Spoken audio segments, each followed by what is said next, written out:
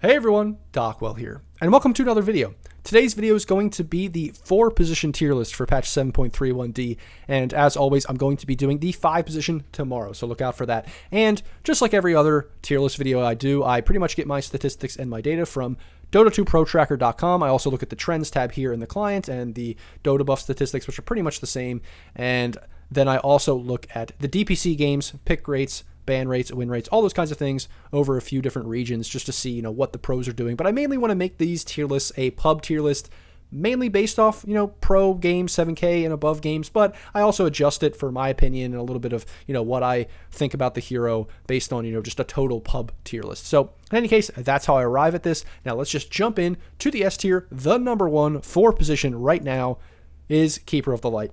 They tried to nerf this guy, and they failed miserably. I don't know who's doing the patches now. If you've seen my patch videos, I just think that some random guy's doing it, or Ice Frog doesn't care anymore. I don't know. But they kind of tried to nerf him, and then they just failed miserably. He's actually not nerfed at all. So his laning stage is a little bit worse, I guess. But really, you can just scale with this hero from the 4 position, become another core. You just clear waves so quickly.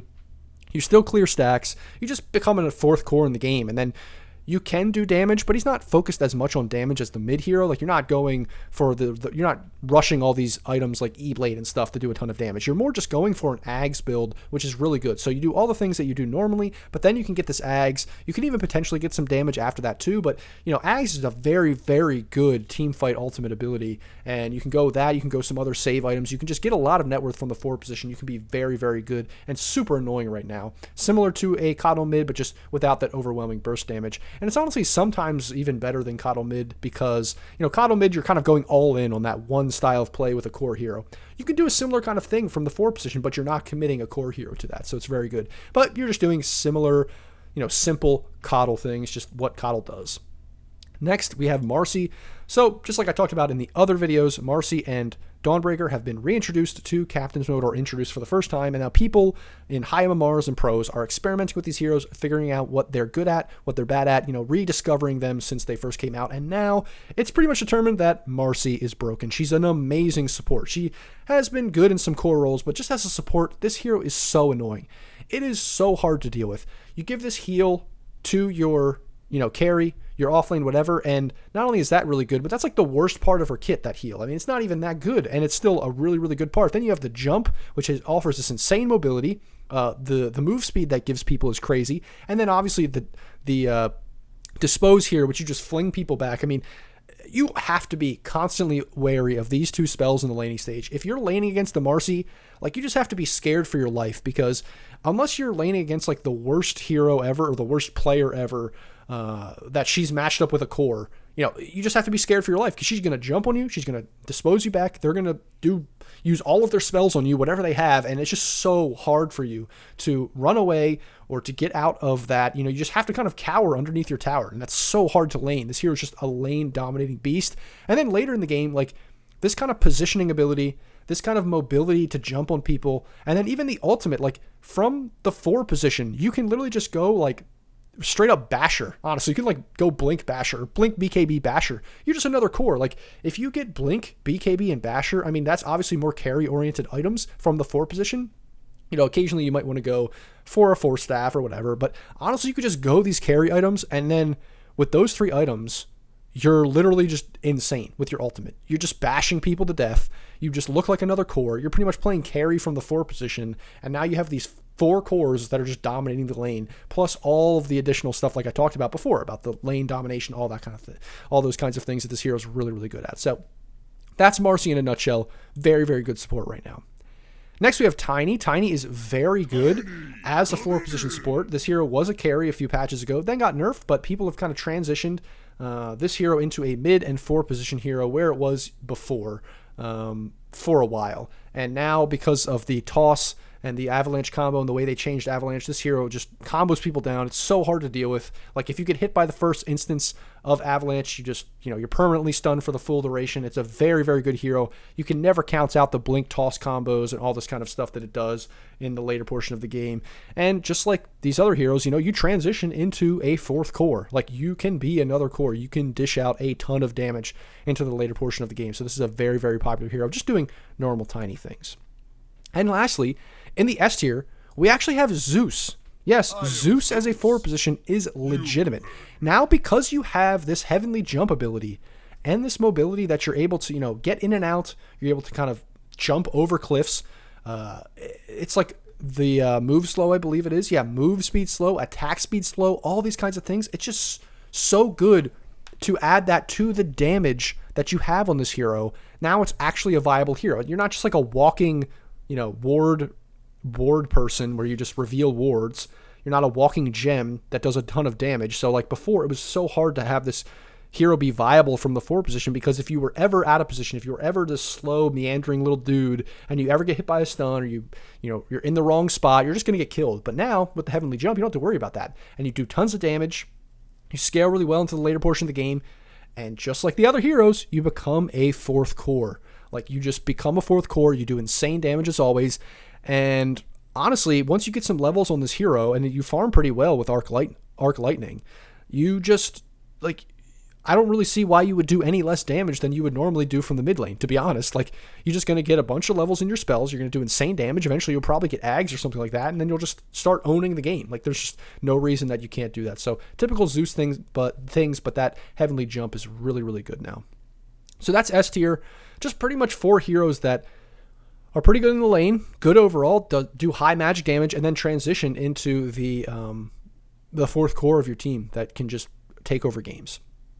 Next, we have A tier here. We have Clockwork. Clockwork got that buff, so now he can actually farm with his battery assault. So this hero's always been kind of good in the sense that, like, you have a good laning stage, you're really annoying, you have great initiation, all these tools, but you could never get the items that you needed. So it's kind of fallen off from a core position, and even with the ability to farm now, it's still not the best core, although I've seen people play it. I didn't include it in my core videos in the offlane video because it's just still not becoming super popular, but it is semi-viable, but it's really, really more popular as a forward position. You can do all the normal Clockwork things. It's just that now you actually have an ability to clear more waves other than your Rocket Flare. You can, jungle camps a little bit. You can get more items, and you can become an insane beast into the mid and late game with this hero and just cause a lot of chaos. Then we have Dawnbreaker here, which, like I said, just with Marcy and Dawnbreaker and all the other videos, this hero is good in every single position now and is just a great support. I know that obviously from the captain's mode, when you're drafting, it's just really good to have a flex hero, and that's similar to Monkey King, which is also in the A position. It's just these heroes are always going to be viable because of the flexibility that they have, so I get that kind of skews the results a little bit, but it's still a very good hero. Like, you have the stun, you have this mobility, you're very tanky, you have a great global teamfight ultimate to save people, to stun people. It just has a little bit of everything, and it's able to play support really, really well. Next, we have Skywrath. I think because of some of the heroes like Puck that are very good, Skywrath is very, very good. You set up one stun, one silence, and this hero's ultimate will just delete heroes. I mean, it's just that straightforward, that simple. It's a very good hero. It's kind of been on the upswing recently, and I think now it's very good.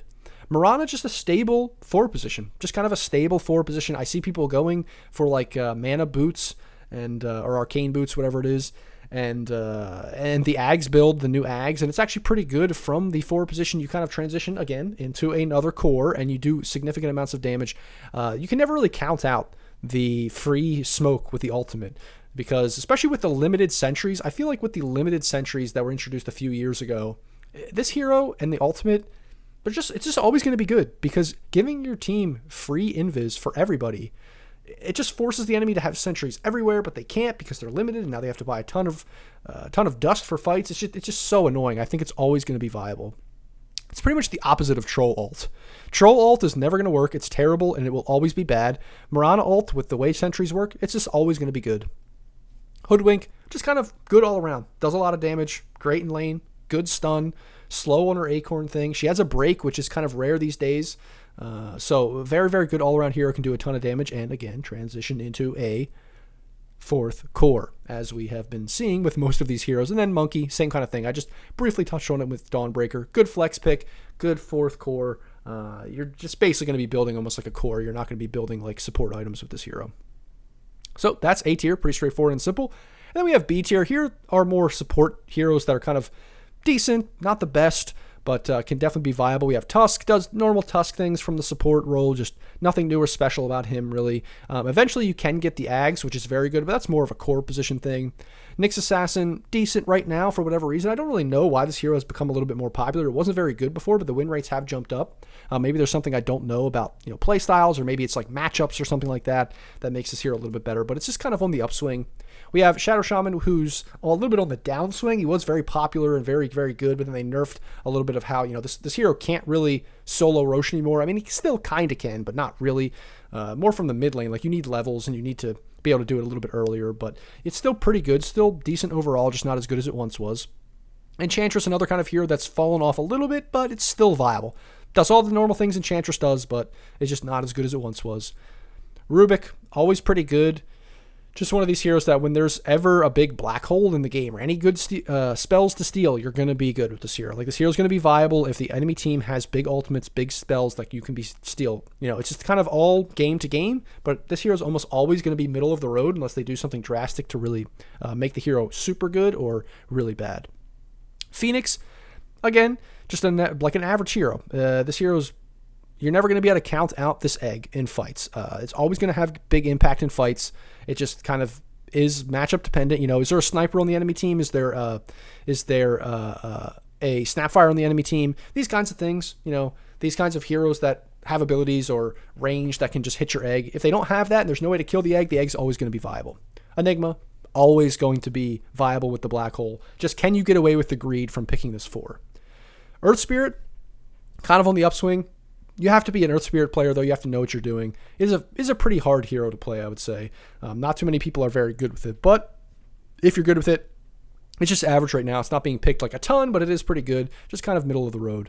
And then we have Pudge here. Pudge is on the upswing, and when it's on the upswing, it just feels more like a core these days, honestly. Like, from the 4 position, you can still be good. It's still the most viable support. Like, 4 position is the most viable place for this hero as a support, meaning that it's better than 5. Like, do not play this hero 5. So if you're going to play it as a support, still play it 4.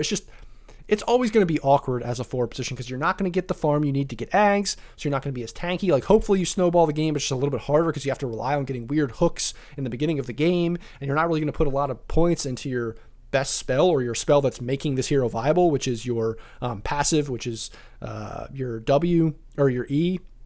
So because you're not putting a lot of points in that early because you're a support, is this hero really that viable? I mean, it's still good, but it's just not as good as it otherwise would be. And then Earthshaker, just middle of the road. Good for all the reasons Earthshaker's good. I think now that this hero has that shard where you can just like repeatedly stun people a lot, it can be very annoying. And I think that makes this hero pretty good. That's kind of the only reason that this hero is semi-viable. Otherwise, it's just not the best. Then we have C tier. A lot of these heroes have fallen off. Weaver was really good, but got nerfed kind of into the ground. Still is okay. Can still be picked, but is just not that great. Snapfire, I think Snapfire is still good. I still like Snapfire in general as a hero, but the win rate's just kind of bad. It's just getting worse and worse. I still think it's going to be popular. I still think her kit is just always something that can't be counted out, but she just doesn't have a great win rate, even though I think the hero's good. Treant, not great as a 4 position. I think it's more of a 5. That's the big deal with this hero. Io's kind of been on the downswing, but we'll see if it comes back to, prominence. It's one of those things that it's kind of a pro hero. It's really not a pub hero, so that's why it's down here. Nobody picks in pubs. It's not really a pub hero. You have to coordinate. It's just hard to do that with this hero. Dark Willow, just not at a great spot. I don't really see a lot of people picking it. I just feel like there's too many like dispels, ways to deal with this hero's spells. Like, if you can get farm and you can do well on the hero, you can obviously dominate games. It can be a very annoying hero, and it does kind of transition in some ways to another core, but a lot of times this hero's spells are just too unreliable. It just feels so bad to have this really, this stun that's so predictable, then these roots that are placed, then you can dodge them, and then it just feels very weird to play this hero. It's kind of at a weird spot. Then Bounty, just another hero that's at a very weird spot. It's not the worst hero ever. People are picking it and making it work, but again, it just feels so weird because you don't have a stun. As 4 position, you're not really tanky. You're able to go in and hit people how you want to, and so you need to get Ags to like throw your shurikens at people. But it's just so weird. It's just at a very weird spot. Not the worst thing ever, but not great. Then for the last tier of viable heroes, we have D tier, which Wind Ranger. I mean, if Seb's playing it, it's good, but it's not been, I mean, it wasn't even good back when he was picking it. It was just like he liked it, so he picked it. And then I think it got nerfed after that. So it's just not really that viable. It's still okay, but not that viable. Spirit Breaker, I feel like this hero is a little bit better than D tier in my mind, but I mean, the statistics bear this out. It's just not good right now. Ever since they changed it, it's just not that great. I think the big problem is in the laning stage. What are you really doing other than like charging mid and stuff? It's just kind of weird. Veno, again, another weird 4 position. It feels like these two heroes want to be cores, but when you pick them as 4 positions, they feel super awkward and like they don't have the impact they want. And that's really the main problem. Techies, I think, is better than D, but I think people just, I don't know. I think when he first came out and they changed him, people were playing him pretty well. And I mean, he can burst people down, but then I think people just have learned how to deal with him. And it's just awkward. He's just weird. And it's just not really that great right now.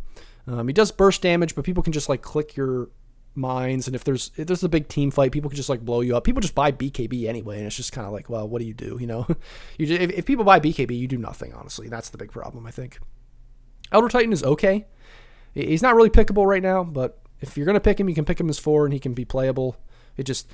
I feel like Elder Titan is one of those heroes. It's like an alchemist hero. He's like a hero that's an all or nothing. It's like either an Elder Titan patch or it isn't. And it's just not been Elder Titan's patch for the last 6 months or so. And then Grimstroke kind of came back a little when they reverted the change to his stun. But I think he's more of a 5, I would say, than a 4. I'm not really 100% sure on that. I don't play Grimstroke all that much, but he just doesn't seem that great right now. The win rates bear that out, that he's just not that good. I think it's mainly a matchup thing. I think his matchups just aren't that good right now. He's kind of squishy. You can get on top of him, and his spells are a little bit weird, kind of like Dark Willow. He's like similar problems to Dark Willow. I kind of think of these heroes as very similar in a way. And then lastly, we have F tier. These heroes just are not viable right now. I think it's from 4 positions. Lion, just not good. I mean, he was okay a little bit ago, and I just feel like this hero is always like overvalued because he has those 2 stuns and whatever, but it just feeds. This hero just feeds. Honestly, it just feeds. Lina, the thing is, I put Lina here, and I don't know. It's like, see, I checked this because I was like, oh, is Lina becoming more viable? Because I thought I saw people playing it, and then I checked the win rates and everything, and it just was absolutely abysmal, which was very weird. And I thought it was going to be better, and I thought the changes were going to make this hero better, but it just seems to not be the case. I mean, this hero just seems like from the 4 position, like if you're going to have a hero that kind of transitions into another core, like just get these heroes, honestly. Like this hero, it just seems so squishy. No defensive abilities from the core position. From the 4 position. You're not a core. You're not scaling in the same way. Yes, you're really good with long range in the lane, but there's other heroes like Marcy, so much better in the lane even than this hero. So just not super viable. Venge, very bad right now. If anything, I think this hero is like kind of a 5, but just doesn't feel good as a 4. Just what are you going to do with items on this hero? To be honest, like, are you getting Ags? No, I don't think so. Ricky at a weird spot, not a great 4. Like all these other heroes that transitioned into cores, like Ricky wants to do, just have more utility. And this hero just has like what, a silence? I mean, that's kind of all it offers really. And in the laning stage, what are you doing as Ricky 4, to be honest? And then Sniper I just put here because people play it as 4 positions sometimes. Ever since the Ags was nerfed, don't pick this hero. Stop picking this hero. Even though it's more viable as a core, it's not viable as a support. Don't do it. Stop doing it. Just because it's better doesn't mean it's better as a support. So no. So that is my 4 position tier list. As always, guys, let me know in the comments if you disagree, if you think something should be lower or higher, you know, all those kinds of things. And as always, like, comment, subscribe, all of that if you like the video. Join the Discord if you haven't already. We have a good community there. Go to my Patreon if you want coaching or if you just want to support me and see more videos like this into the future, then consider going there and supporting me as well. And as always, guys, thanks for watching, and I'll see you in the next video.